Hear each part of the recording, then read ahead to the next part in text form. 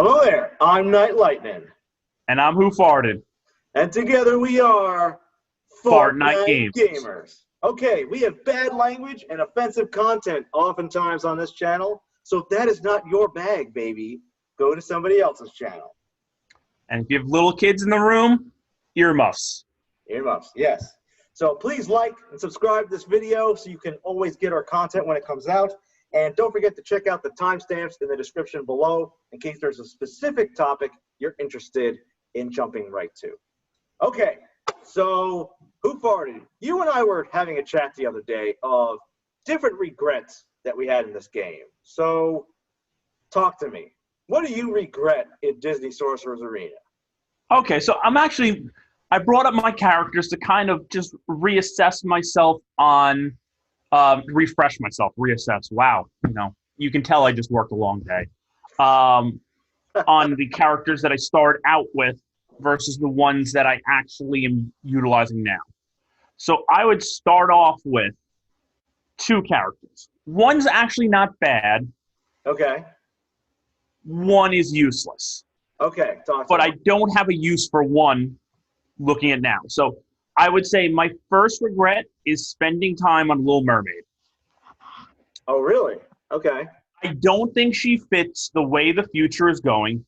She's not a good enough healer to be a healer. She doesn't have interesting utility that's unique to just her. Now there's a bunch of other ways you can remove taunts. Right. And she doesn't heal enough to be a soul healer. She doesn't hit heavy enough to really do enough damage to be used post level 50.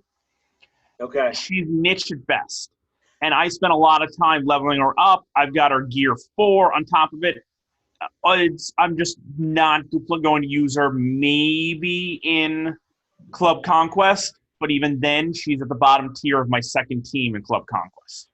You see, I feel like tier 4, I think everybody kind of comes to the same thing where you start the game, and the reason why basically everybody, I would, for the most part, say has Ariel at tier 4 is because that's what you need to unlock her leadership ability. And for just about everybody who starts playing this game, she's one of the only early access characters you get who's farmable, who you can has any leadership ability at all. So you're just I agree with you on that, but I'll just put it this way. Her leadership ability is just getting 8% maximum health. Outside of maybe up to level 20, maybe generously level 30, that's the last time you use it. That leadership is garbage. Considering that other leaders do equal percentages for more valuable things, like let's just take Shan Yu, speed. How is there not a higher compensation for a leader? So if she came and she was plus 20% health, all right, she's now worthwhile. But 8% health, that's garbage. Outside of like your first week and a half of playing. So that's why I regret farming her and then gearing her. Interesting. But the second character I regret farming and gearing, and thankfully I caught on to this early on, so it wasn't as egregious as it could have been, but is Gaston. Oh. Gaston is a load of flaming dog crap.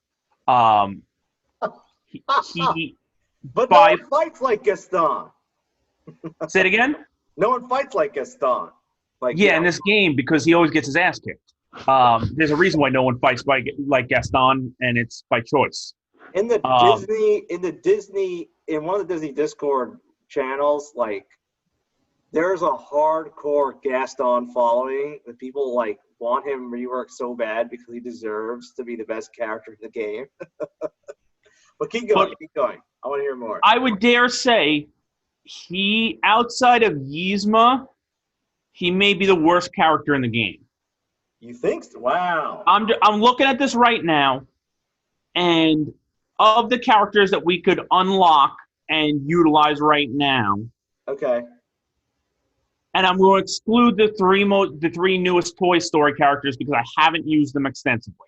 Okay. It's Pete, it's Yzma, and it's Gaston in the conversation. and maybe that cricket dude, but Hopper, but he's even a little better. I put him a tier ahead. Hook Wow. has some utility, and he's also helpful. And the only reason why I don't really kill Ariel is that she's also Oceanic. So those two better. Right, Yeah, I dare say Yzma's the worst. Least worthwhile out of any of them. And then it's probably Gaston in my book. Wow. Interesting. You see, it's tough because I see where you're coming from. Now, here's the caveat. I do not have any of these characters we're talking about in like the 6 to 7 star range. You know, I can only compare like a 2-star Gaston to like a 2-star somebody else, right? And I like the fact that a Storm the Castle ability feeds turn meter to your team, but it's got it requires 4 magic, so you're waiting a while. It's not like the kind of move you'll be able to get off more than maybe twice in like a PvP battle. So Yeah. it's not like a move you can really spam. No. And you know, I hate these passives that are conditional. Like I feel like if you can have a conditional passive like Gaston does, it better do something amazing. But it doesn't. Like I don't know. It's really weird. It's really weird. Some of the stuff he has. 2% bonus max health, 30% chance to gain defense up when this character receives offense up.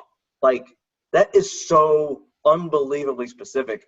Like, if you get offense up, just give him defense up. At least, like, if you're going to be that specific, you're going to say, oh, in the 1 in a million chance you get this, you have a 30% chance. Okay, if you get level 2, a 40% chance to gain defense up. So now your chances are 1 in 40 million. But I mean, it's not like you're going to design, even if you design a team that's like, oh yeah, this is going to be awesome.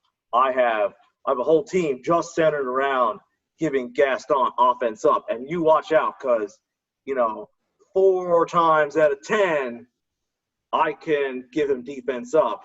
Like, yeah, no. Yes.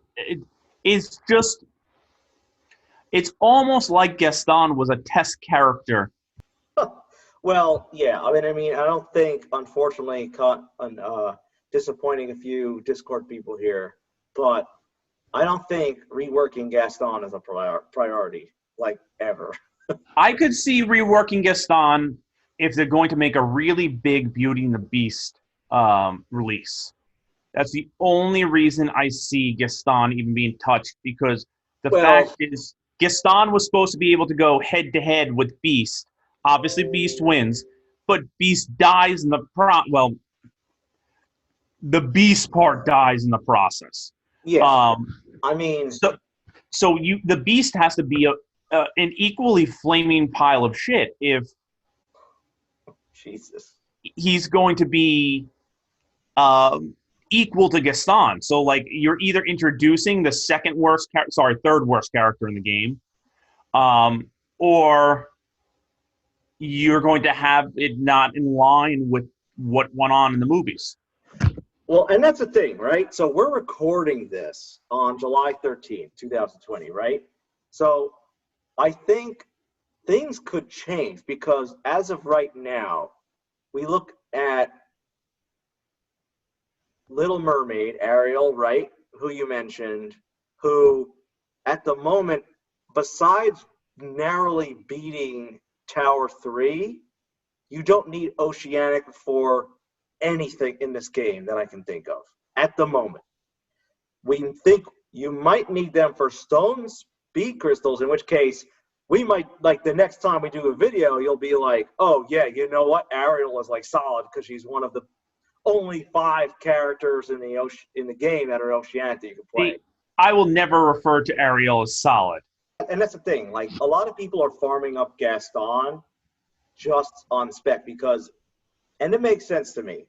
If you have the extra currency or the extra energy and you're going to farm, why not farm someone who, if you're going to come out with a Beauty and the Beast event where, you know, Bell's released or Beast is locked behind an event, you're gonna wish you had a 7-star Gaston to unlock Beast or get a 7-star Beast. So now here's the question. It's speculation. It doesn't help us in July 13th, 2020. So if they follow the movies though, shouldn't you not have to beat the level in order to unlock Beast? Because Gaston loses, so shouldn't you just like get your butt kicked and that's how you unlock Beast?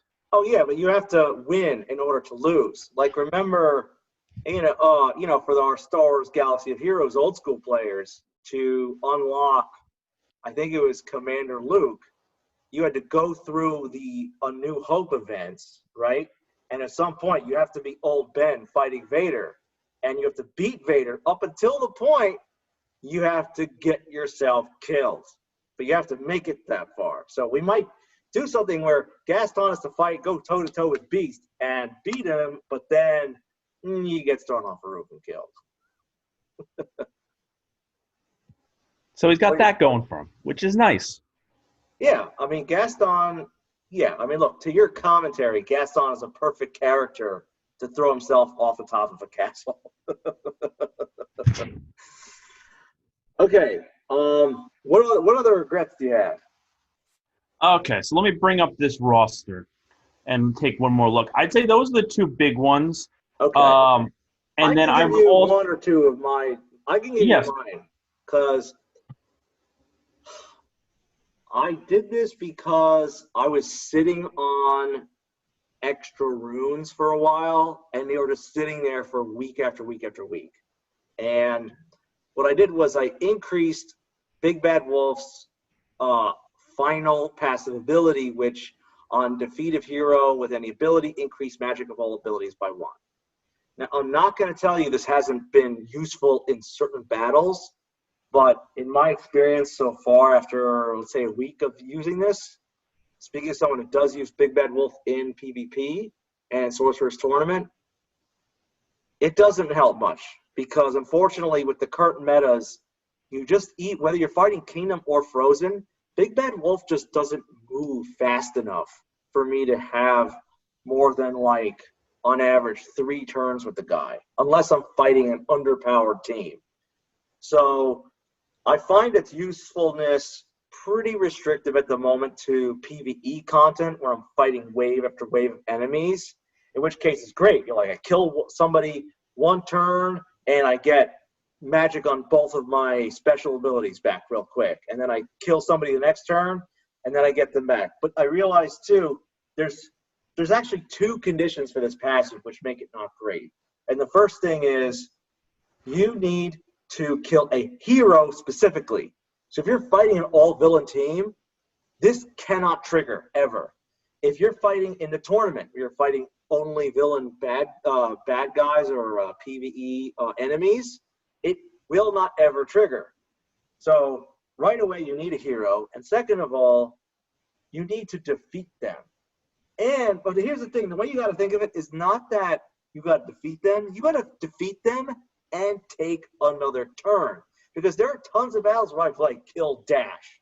Or I've killed Elsa with, like, his basic or something. And now I just finally, that one magic gets me up ready for another of his 1 of 2 specials. But he still has to get another turn. And I find a lot of times because of his speed compared to Anna hasting the team under Frozen or Shan Yu super speeding Kingdom teams, he's just not getting enough turns so that he can really utilize this there very much. So, and that's what's tough. Like, there's a lot of abilities I like, that are just, I want to increase it because I just happen to have them very strong, but I'm extremely hesitant. Like, take another example. I haven't done this, but if I did it, I guarantee you I'd regret it.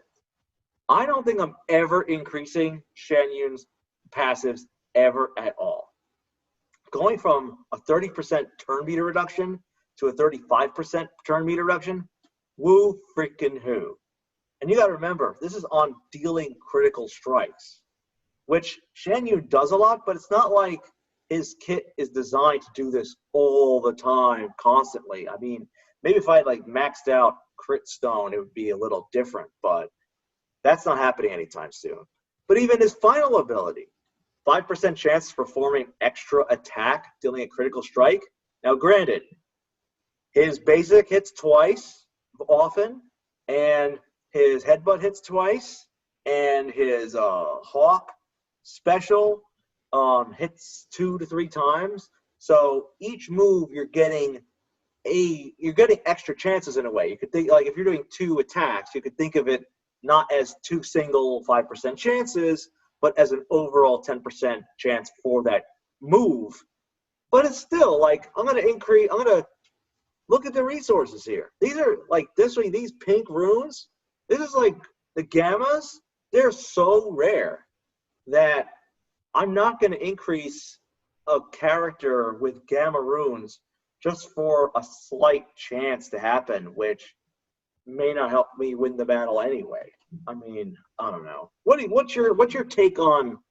I feel like if you have a choice, there's a difference between like going from certain jumps, like, oh, you're going from a 10% chance to like a 50% chance, like, and that's not a conditional chance to begin with. It's just a straight up chance, as opposed to, oh, you need to do a crit, mind you, on all of these in order for this to even begin to trigger. It's like, come on.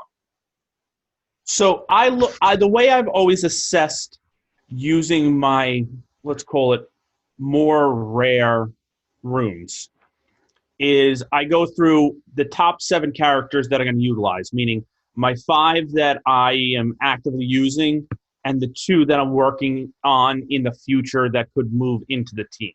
Okay. So right now, that for me is Aladdin, Big Bad Wolf, Shan Yu, Jasmine, and Jack Sparrow. And my 2 that I'm working on for the future are Kristoff and Sven. Okay. So I look at through all those and I go, okay, I prioritize which ones are the best that I'm immediately do right away, and then I tier them down. Now, I might do one that only gains 10% if I think it improves the person's kit in general. Now, the 5%, not bothering. That's stupid. Yeah. Unless it's like something so OP that if I hit it 5% of the time, it's still worth it. Like, right, if Zerg had a 5% chance, like if Zerg has something where you're going to increase an attack by 5% because he has that move that shoots out like 1,000 tennis balls, like that can, and they can chain, like that is like a real difference maker when you're talking about 5%. But outside of something like that, I don't. Yeah, it's ridiculous. Exactly. So I think that is also a massive, massive flaw in how this game was designed, in that they created a huge bottleneck for your pink runes, and I know that's not really the technical term, but we're going to go with it. No, I believe pink rune is the technical term, actually. Oh, really? Oh, cool. For once, my generic term works for technical. I don't have an issue that they created a bottleneck, but they also made a lot of crap moves that require it. And the completionist version of me is very annoyed that I can't check the boxes on everything without a major detriment. So that kind of bothers me. So, like, and additionally, for all those people who look at these games as an excuse to recreate Pokemon and collect them all, it's definitely a detriment towards that, unless you have mommy and daddy's black card or platinum card, sorry. And in which case, money is no issue whatsoever. Yeah. I mean, it's tough. Like, and that was and this kind of gets into my second big regret. You know, when you want to farm everybody, but you know you just can't. This is why, that was the reason why initially when the Frozen characters came out, I made a decision to stay focused, keep farming my Kingdom team while working on my Downtown Village side project, because there were several events that I knew I was going to need those downtown villains for. And I wasn't a huge Frozen fan, so I'm like, I'm not going to like spend a whole week using all my energy just farming up a team. I'm not that interested in actually using, even if it might be by far the best at the game, because we know it's only going to be the best in the game for a while. I mean, I feel like, look, given the mechanics, Frozen's always going to be solid. Oh, that's what I was about to jump in on, the fact that I think Frozen right now has unique mechanics that even if there is a power creep, there's still going to be value in it. Yeah, but, you know, you and I kind of went different ways because you were farming Sven and Kristoff and some of the other guys when the event happened. And I was like, no, I refuse to farm these guys. But you said something which in hindsight I really should have listened to, which is, you know what, Knight? They're doing double drops. And I felt like, and you said, I feel like it's a good idea to farm double drops when they're available in general, in case I want to actually end up using these guys. And that is my regret. I did not farm these guys at all. And now that I'm looking at potentially, I mean, I've started farming Sven through Club Exchange. I'm sorry, Kristoff through Club Exchange. But I didn't farm Sven at all, which is why I only have like 8 Sven shards. And I don't have them unlocked. And I regret that now I might be forced to, because Wilds is now a requirement for a lot of the Sorcerer Stones, and important ones, I might add. So I felt like I put myself in a really terrible situation by not taking advantage of at least some of those Frozen characters just for the Wilds farming, just to give myself an edge, so that even if I wasn't going to unlock Elsa and go all the way with that I wouldn't have characters higher up than I do now. So because I feel like I'm really behind the 8 ball, and I'm kind of kicking myself that I didn't take advantage of double drops, which is why, look, when the downtown villains came out, the whole Lotso crew with I always forget this dude's name. This dude right here. Baby and Krunk. Yeah, Chunk, right? Yeah. I farmed him every day that had the double drops, and I did it because I'm like, you know what? WhoFart'd told me to do it when Frozen was around, and I regret it, and I don't know what I would need Chunk for in the future, but damn it, I'm not gonna miss out on the double drop. So to your point, I think when you have to farm double drops, like, look, we just had a gear event, gear double drops for what, 2 days? Yep. There were a lot of, I honestly didn't even want to farm gear, but I'm like, there's no way I can't take advantage of this. There we go. Most people wear jeans as part of casual wear. If you don't need new jeans, but somebody tells you the price you would have paid for a pair of jeans, you're going to get 2 of them, you're crazy not to take advantage. You might not use it now, but it's got value in the future. Right. Yeah, I mean, exactly. And, you know, it's one of those things where, hey, get it while it's on discount, right? You know, buy the umbrella when it's not raining. Buy winter clothes when it's like early fall or summertime. You know, it's just, you don't need it right now. But in the winter, when everything's like full price, you're going to be glad you did. You know, buy your bathing suits early spring and in winter. Same thing. I wish I took your advice. Switching gears a bit. What's your impression of Hiro Hamada right now? Okay. Hiro, or as I will refer to him as Mega Man, looks awesome. My initial impression is that there's still a lot of question marks about what the other characters from Big Hero 6 on the light side are going to be, and how the utility is, because he's got a lot of open-ended abilities that refer to teammates almost. So if there's 4 other teammates, he's awesome. If there's 1 other teammate, he's eh. That's the thing that scares me, is that we haven't heard anything about any other characters when they're coming from Big Hero 6. Well, So we know we got Ninja Crow guy, who's a bad guy, coming up eventually. I got Hero at 3 stars, and I leveled him up to tier 3, and I was playing one of the support challenges just to test him out.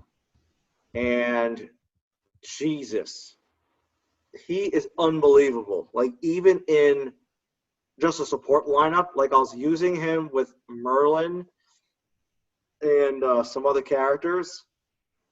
God, man, he makes him so fast, and he speeds himself up so much. It is nuts. And that, like, in this thing, honestly, this is the first shield move in the game that is actually really useful. Like, I have him at tier 3, 3-star, I think he's like level 30 or something, and he's giving all teammates 217 shield. And I'll tell you what I'm scared of right now. If I'm on defense and I have a frozen team available, I'll tell you what I do right now. I would use Golden Hammer and another spell, maybe Shadow or something, and I'll put in Hiro instead of Olaf. If you're fighting in Sorcerer's tournament, I do not see how it's possible to beat a frozen team without getting timed out. Like, if you imagine there's 3 or 4 trolls, and those trolls are gaining massive shield bonuses, which make them harder to kill. Like, even if you would technically win eventually, you're never going to beat that team in time, like, ever. It's like, I feel like it's like an infinite defense team.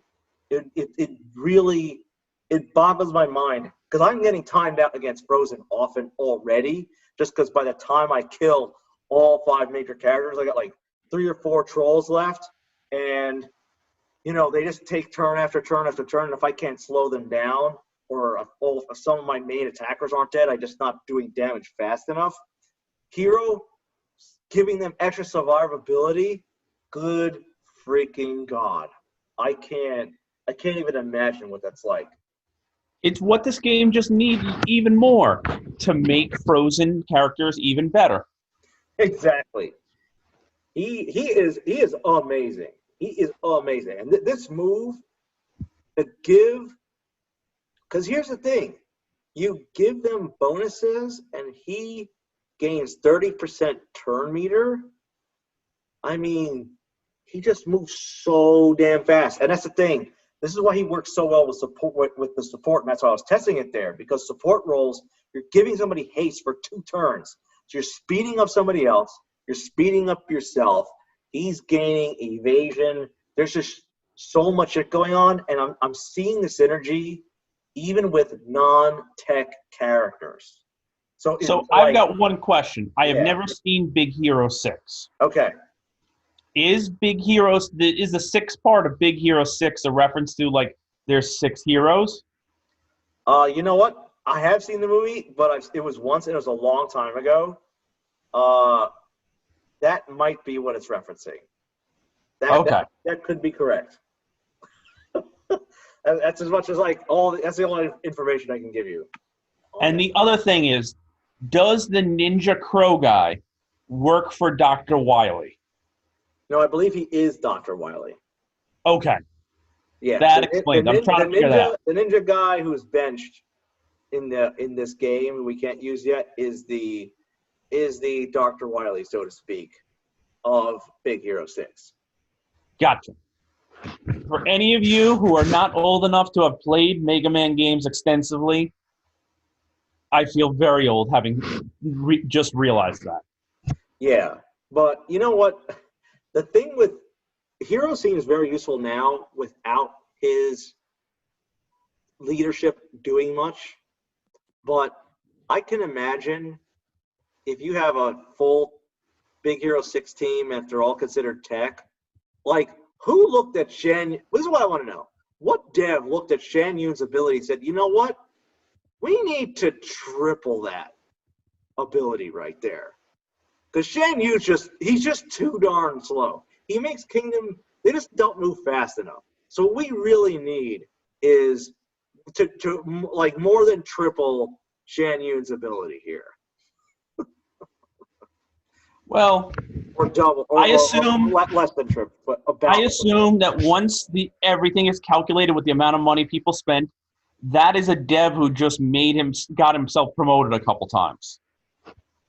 Well, yeah, and look, Big Hero 6 is really cool. Like I said, like there's part of it's because I have a young son, and honestly, playing this game, like I'm like, oh, I kind of want to watch this movie now, and maybe my son will like it. So we're watching a lot of these movies together, and Big Hero 6, I would say the two best I've seen recently are Big Hero 6 and Onward.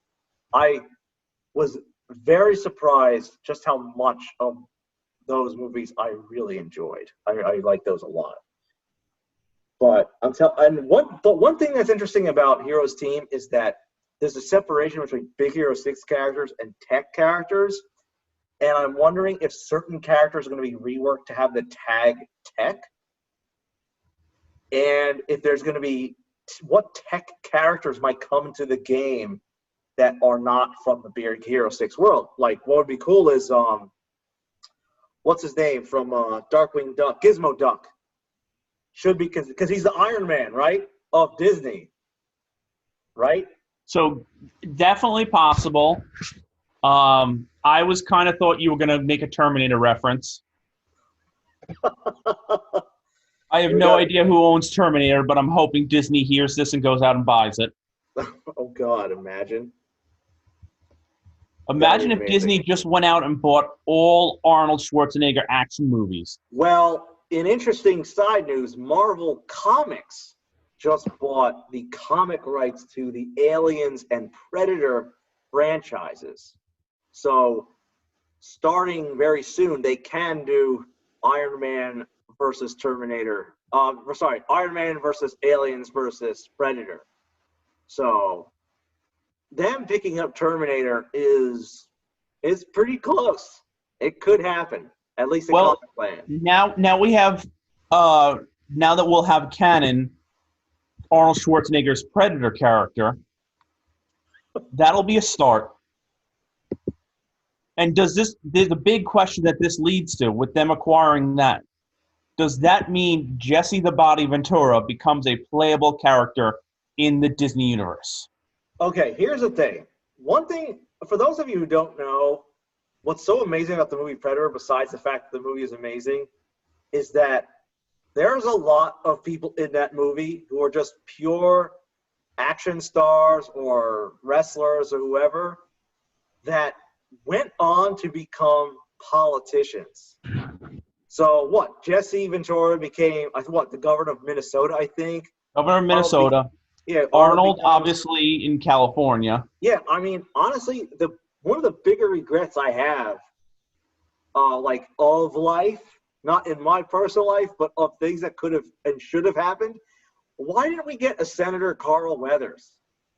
I think that actually he should have pushed it. Carl Weathers is regal enough to pull off presidency.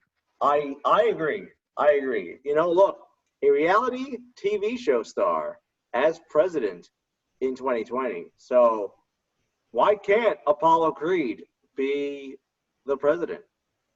So there's no reason.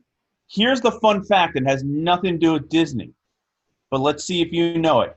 Who was originally cast to wear the Predator suit in Predator 1? And after 2 weeks, he quit.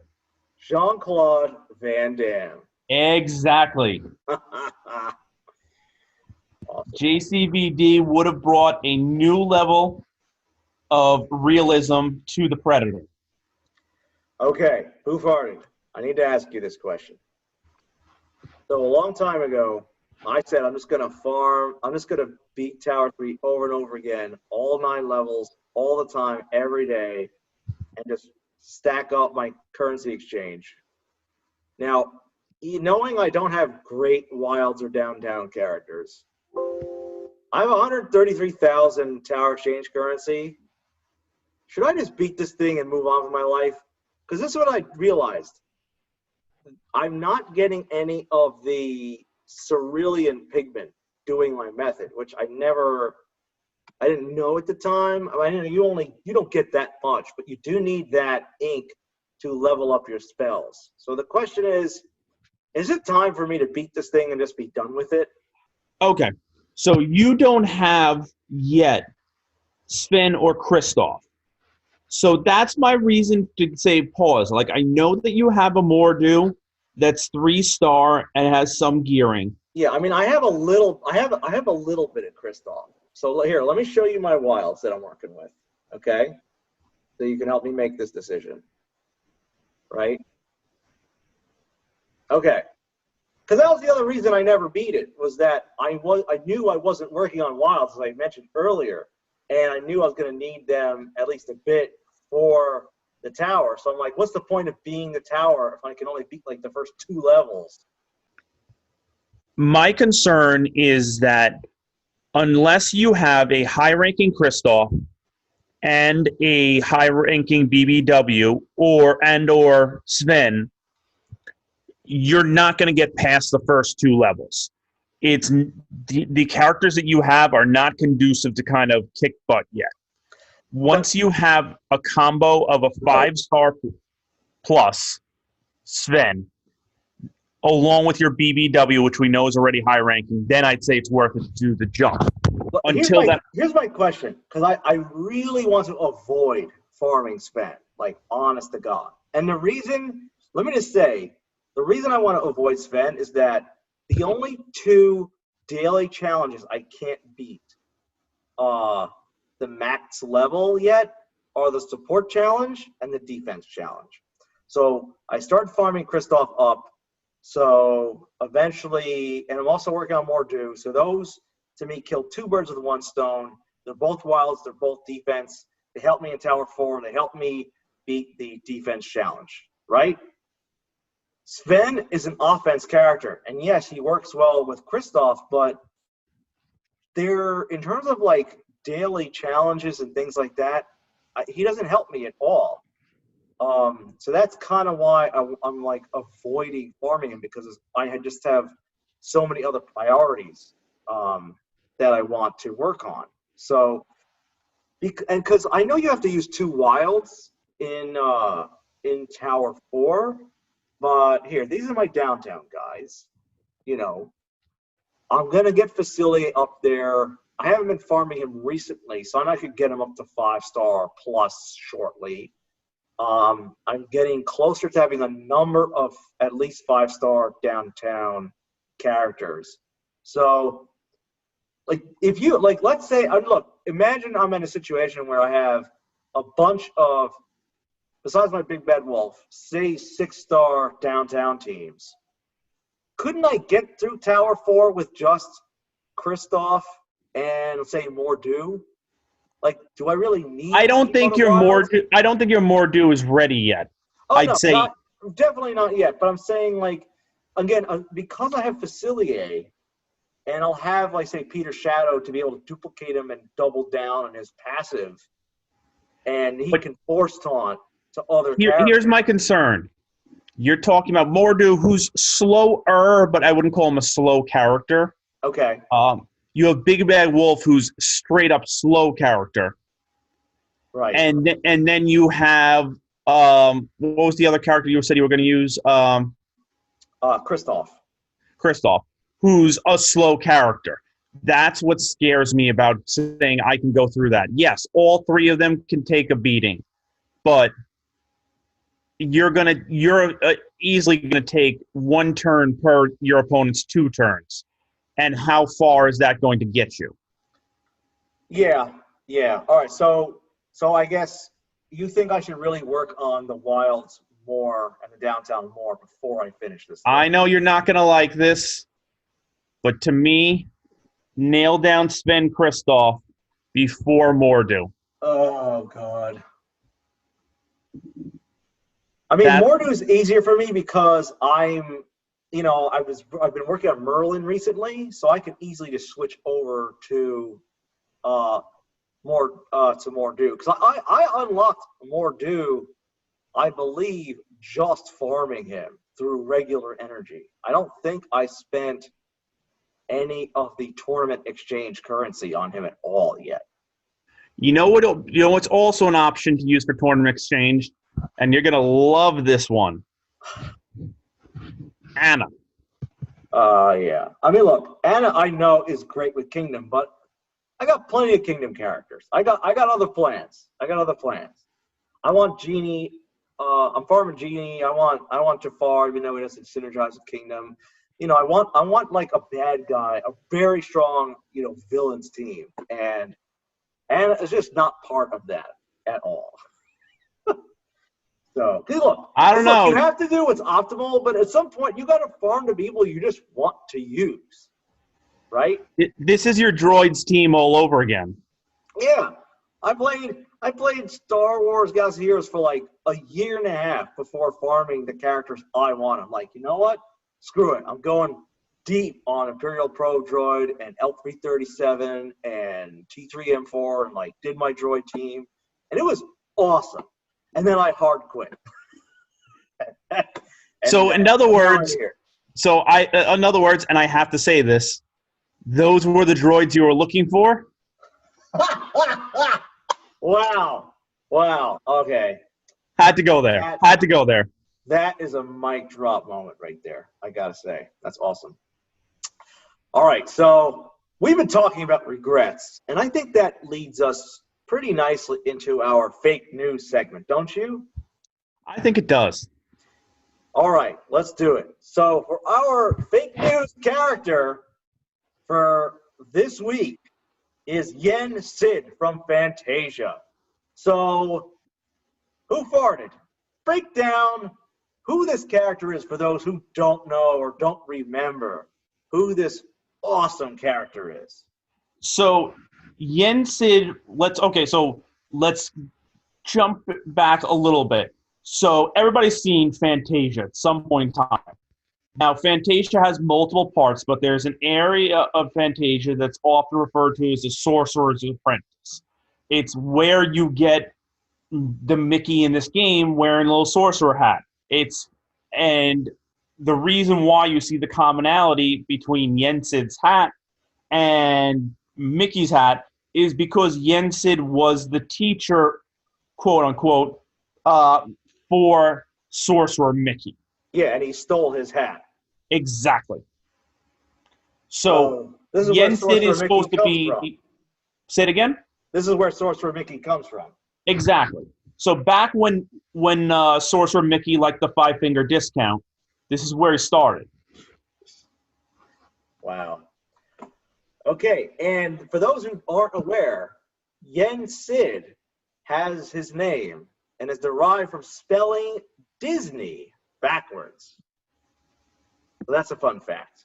And if you didn't already see that, maybe it's time to join My Little Pony experience instead of this game. And I believe Dan Cool will have his own My Little Pony experience channel shortly. Oh, it's coming. He's very excited. It's coming real hard.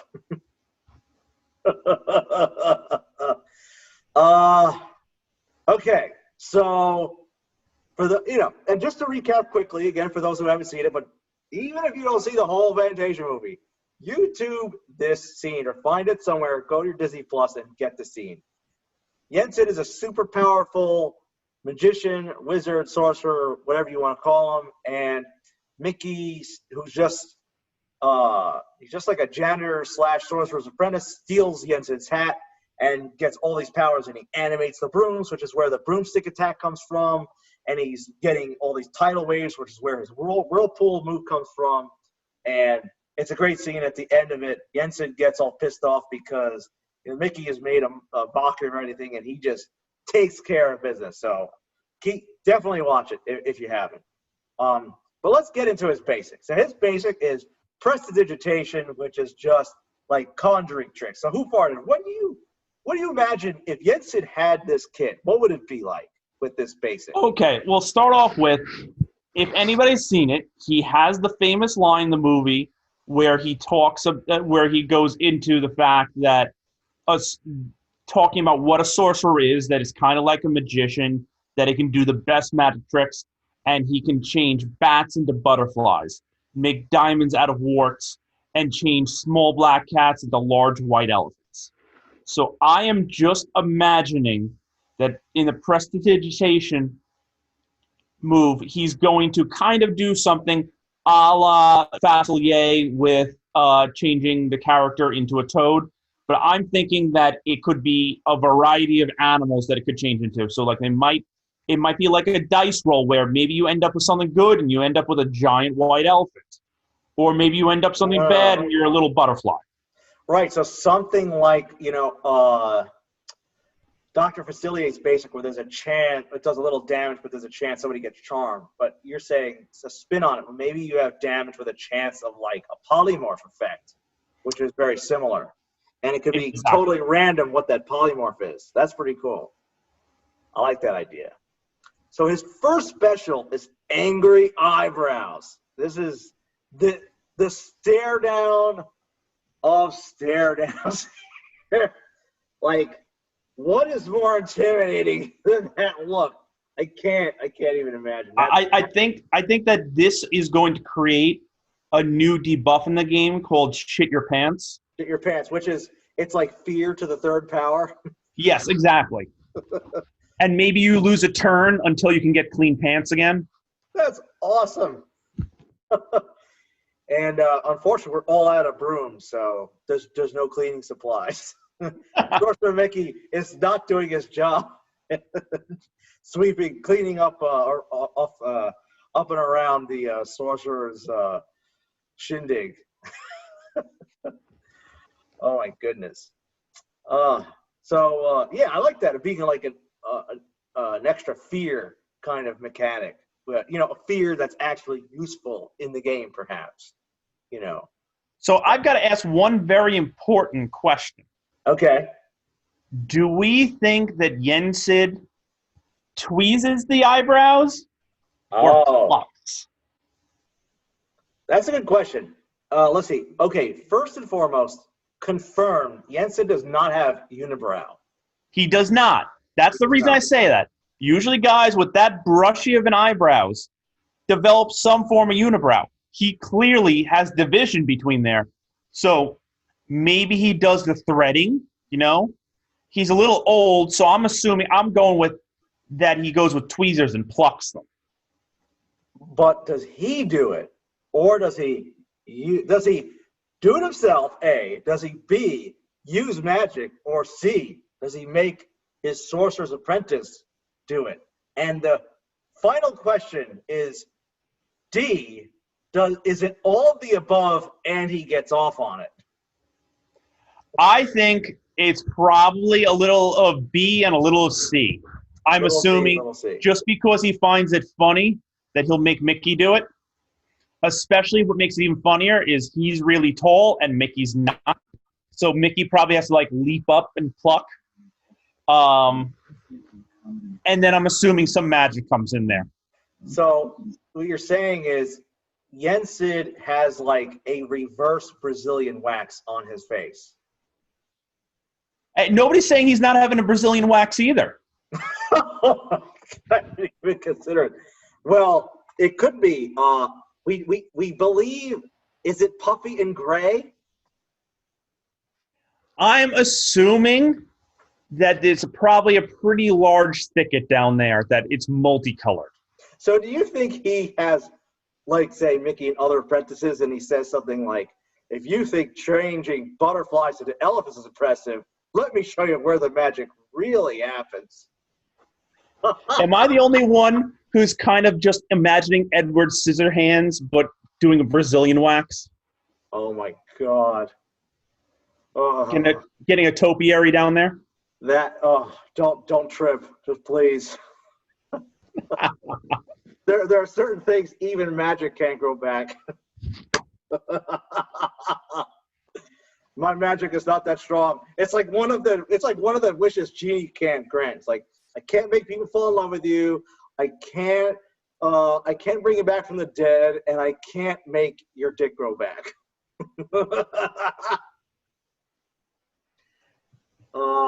And if Yensid has a very tall, pointy hat, so there's definitely some phallic symbols going on. I'm just saying. Am I the only one who thought we could some way work in a John Bobbitt joke in all of this? Oh, yeah. Well, John Bobbitt did not have pictures of stars and moons on his phallus. At least not that I'm aware. You never know. Maybe You it did never know. Maybe it did afterwards, but not pre-snip. Maybe that should have been one of his specials. Snip, snip. So if anybody was concerned if this was going to be an R-rated video, we just made sure we crossed that line 100%. You know what? I really thought this was going to be just a straight-laced video. I'm like, there's no way we could do something ridiculous with yensid. I thought this was going to be a cool character for once that we could just do just straight up. But no, we are just who we are, I suppose. Exactly. Exactly. Okay. So moving on to his other special, and cut. So we could call this a stop or halt or something with this. This is the moment in Fantasia where all the pandemonium is going on, and he crosses his arm and he slams his arms out to the sides, and every single thing Mickey was doing, every piece of magic that was going on, all the crazy sorcery just freezes, and it's all gone. So it's like the ultimate dispel or cancel spell. So exactly like you're touching upon, the way I see this move is this will remove all buffs and debuffs from the entire board.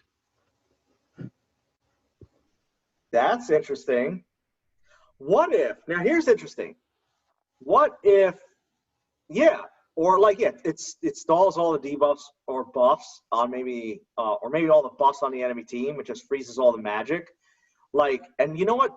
You think of it almost like a silence ability. And maybe it could be like a dad moves where it's silence. The interesting thing about silence, which kind of made me reevaluate potentially how strong dad moves was, is supposedly when you're silenced, your passive abilities can't trigger because they're technically specials, but they're just passive specials. So when you're silenced, you really only have your basics and you don't even have your passives active.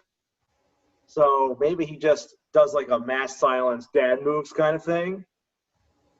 That's definitely an interesting way to look at that too. Yeah, or like another way you could do is silence without doing a silence, because the things with silence is a debuff that you can get rid of, but what you can't get rid of is, or at least easily, just decreasing everybody's magic abilities by like 1. So it's a way of kind of cutting off their special abilities, but there's no debuff on the field to get rid of.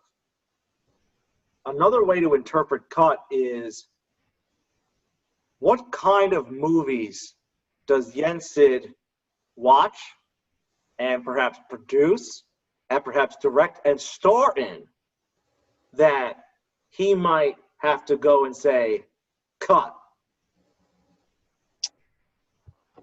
Are you implying that he might be a fluffer? I am.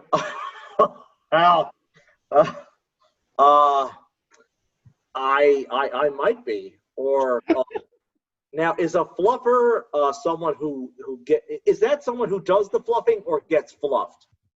I assume who does the fluffing, but let me check Google right now to officially find out. What is fluffer? Oh my God! While you're looking that up, okay, I got it. Wow, a fluffer is a person who is employed to keep a actor's phallus erect on set. After setting up the desired angle, the director will ask the actor to hold position and calls for a fluffer to fluff the actor of the shot. You know, usually magicians pull rabbits out of their hats, but this guy might pull out an erect penis. Is that what you're saying? That's what I'm thinking, what I'm saying. So bad.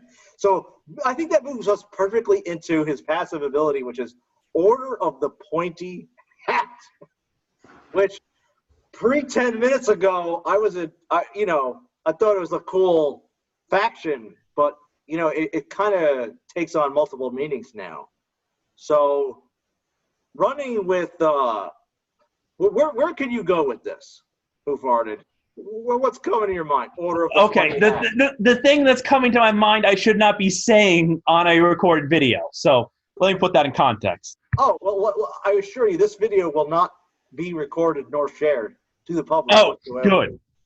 So then I should be making the NAMBLA jokes?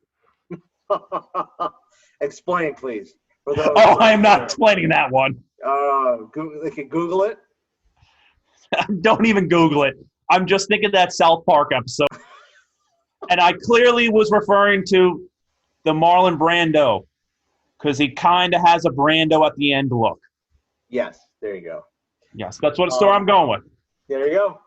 I think in all seriousness though, if he has a passive called Order of the Pointy Hat, I think, you know what?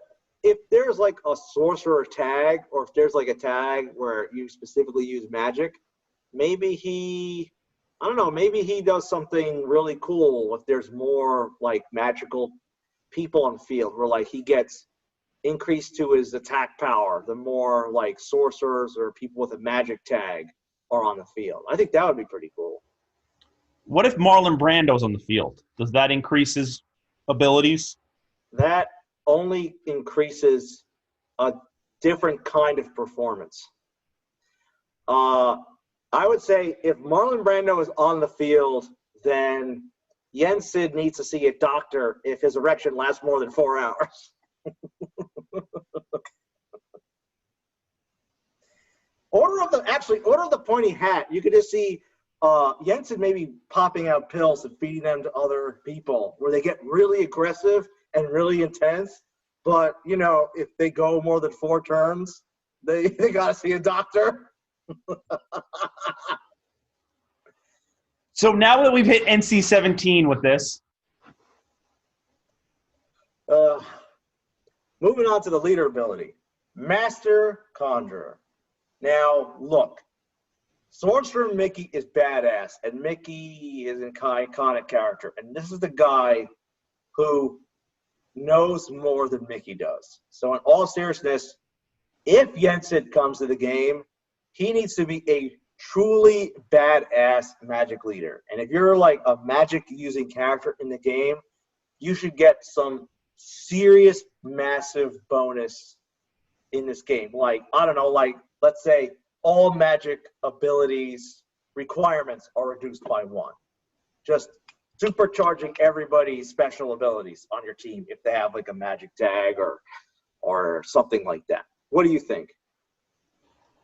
Well, first of all, when you said Master Conjurer, I went back to the Fluffer thought, but that's just me. It's Master Conjurer, not Master Fluffer. Or he's conjuring, when he says rise, he's not resurrecting anyone. He's just, you can interpret the rest. Exactly Rise. My thoughts. Rise. And they all rose. And they saw that it was good. They rose to the ceiling. They all stood like pointy hats. You know that there's somebody out there watching this video and is like, I'm going to make this movie. Yeah. Look, it'll be the Caligula of the 21st century. Oh, my God. Yeah, someone has to make this movie. And yet Yensid has got to be in it. What do you think Master Conjurer would do? Anything else? I'm sorry. I've just got such horrible thoughts in my head. I really can't think of anything normal. So, all right. So he doesn't perform a resurrection. He performs a mass erection. I believe a new term we may have just invented here on this channel. So if there's any question, if you're ever going to see us on that like little news pop-up with videos, Disney has just officially banned us for purposes. Yeah, correct. We're not the day we are on. We are definitely not in that news feed. Like, what's his name's channel? Whose videos I do enjoy, but I haven't heard him talk about an erection even once. Now, here's the big question in all of this. Is he missing a key component of this game because of that? Is who missing? Oh, what was it? Is that SHD, right? Is that SHD or is that unstable? I don't remember. I watched so many, they all flow together. I'd have to look. Actually, hold on, let's see. And in our news feed, let's see. It is, I got some rewards. Sweet. It doesn't have it here. I'm not going to go into a whole YouTube thing on a YouTube video. But whoever it is, no, he might be missing out. But you know what? Look, I think, in all seriousness, I think there needs to be a variety of content that speaks to a lot of different audiences. I really like the fact that there are channels that, like his, that I can listen to with my son in the room, and I don't have to think about it because he's not going to say anything bad, and it's just nice, good, clean content. Some of the content, some of what he says I disagree with as far as like strategy and how to farm, you know, because he's like, oh yeah, guys, farm to spell up. It's great. And like, you know it. You should like, what is it? He said in his last video, definitely farm the fairy sleep spell. But while at the same time saying maybe it'll get nerfed. It's like, how do you tell people this might get nerfed and then tell them to like go all in on the spell? I mean, I don't know. It's weird. But I like his channel, honestly. And I like his content that he puts out great graphics. It's much more well produced than ours. But it's nice for people who are adults to just go crazy. And, because honestly, look, who's this game catered to? Honestly, this game is catered to people who like Disney who also have money. And unless you're like a trust fund teenager, this game really is marketed towards 30-year-olds and 40-year-olds, maybe even 50-year-olds, because those are the people who really bankroll this game. Again, Exactly. caveat, this game does get ad revenue from us clicking on ads to get, different things for free to play. So they still have a potential revenue stream, but, I said we end it right here. We've gone from really simple conversations to debating about the next version of Disney's Caligula with yensid. All right, folks. I think we'll end it there. Don't forget to like and subscribe, and we will see you next time.